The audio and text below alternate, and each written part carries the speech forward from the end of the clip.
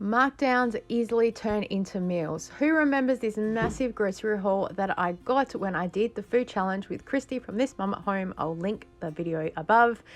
Of course, I picked some other things for the markdown to win the challenge, but the meat I separated out just to show you the types of things that you could find at your store. And these are the things I do have. And so many people ask me, what do you do with the meat? How do you store it? When do you need to use it by, etc, etc. So in this video, I thought I would cover all of that. I would show you exactly what I do, how I turn markdowns into meals. First up is the whole chicken. I just throw it straight into the freezer like this, and then when I need to cook it, I will put it into a chicken bag and I cook it in the oven. I don't have any footage of that because I haven't cooked it yet. It's still in the freezer. The same with the Marylands, and there was some chicken thighs as well. It all gets thrown into the freezer as is because I can cook it easily into a chicken casserole. So here is one that I prepared earlier. I've got frozen pieces in there, as you can see, and I add all the veggies in there, and it turns out like this, beautiful. I do need to remove the bones, so that is one thing, but ultimately it is the most warm and delicious meal that you can have, perfect for the upcoming winter nights.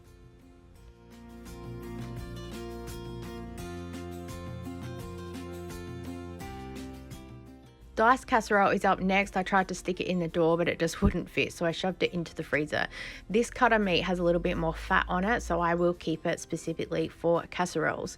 And also what I do is I threw it into the freezer straight away because I have this older diced beef that I really wanted to use up. So meat lasts for us up to about 6 months in our freezer, so I'll make sure that I am rotating through what we have there. I need to get a food saver so I can maintain some of the meat. I will make a stew out of this, beef stew, and I will of course use some stock if I have it marked down like I've got here. And I found some frozen pumpkin, sweet potato and carrots in the freezer, so I throw all of that in, and again it makes a beautiful warm winter's meal.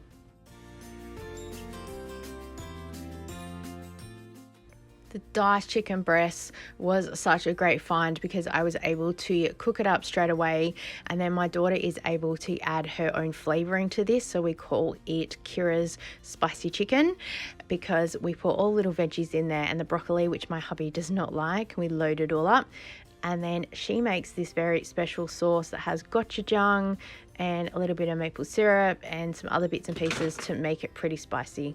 Once it cools down, I just put it into Ziploc bags. There were 4 meals. We've had a couple since then, but they're so good. So on the nights that she doesn't want to eat what we're having, I can just pull one out and she can add noodles or rice to it, whatever she needs.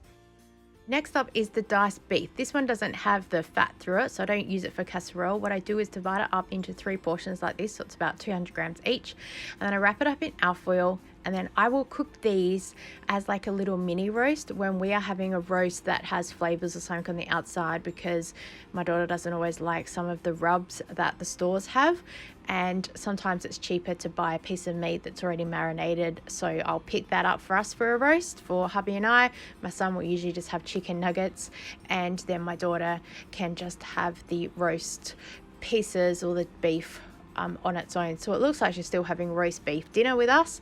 It's just cut a little bit different. It all cooks fine, but it only takes about half an hour to cook in the oven. Next is the breast chicken. As I said before, I paid a little bit more than this than I normally would, but we were having panko chicken that night because I'd had a massive shopping day, and I figured it was the quickest and easiest thing to cook.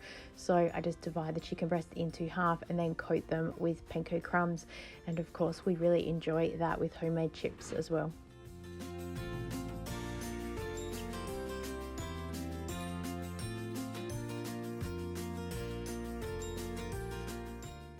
The good old roast chook. It's so good to get these marked down. I usually don't pay any more than $5 for a chicken because I get about 500 grams of meat when I pull it all apart.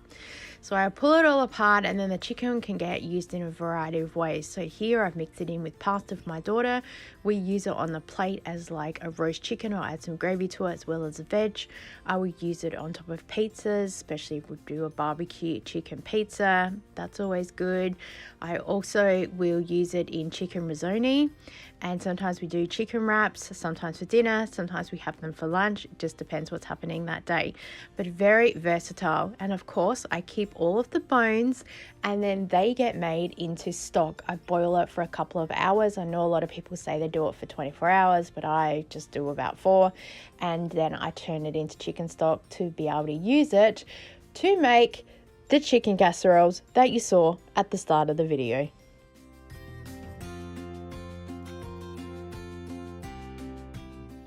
Here is the chicken breast steaks with chili. It says it's a medium spice. Hubby said that they weren't all that spicy, but I said, great, more for you. So I divided them up into 3 lots. I played around with the sizing because some pieces were bigger than others. And so I divided it into meal sections. I wrapped it up in the Ziploc bags with the go-between as well. I actually just cooked them in the oven like I would everything else, like I do sausages and also panko chicken and the chicken triangles that we have here. So also having meats individually wrapped means that we can individually do meals. That's easy as well. So here's frozen some of the leftover panko chicken. Here are the feta and spinach sausages that I had wrapped up and frozen, which you'll see coming up in a minute. I wrapped them up in sets of 2, as you can see there. And here is the chili chicken left over from what we didn't cook. They get frozen as well. Next up are the pork breakfast little sausages. I don't know what the actual word is. And for me, I bought these because I can squeeze out the inners and make sausage rolls. A lot of people say that they just line the sausages down still with the skin wrapped around it. I've just always squeezed the middle out, so that's what I've done, and it's pretty quick and easy to do. So I've lined them all up here to make sausage rolls. And I used all of them because it's just easier to cook them all, and then people can take as much as they want. And then any leftovers I can throw in the freezer and they just need to reheat them.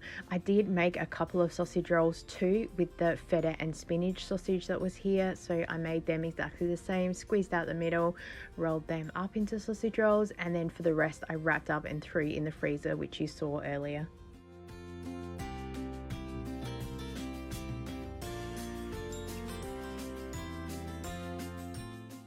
Butterflied beef. Hubby really enjoyed this piece of steak, so I'm definitely going to be on the lookout for it again. So basically, yeah, it's just a steak that's obviously been chopped in half and butterflied out like a chicken. So we just cooked it like a steak in a pan because hubby's really good at that, and then we just chopped it up into pieces just to make sure everything was cooked through because it was a pretty big piece, and then served with veg as well.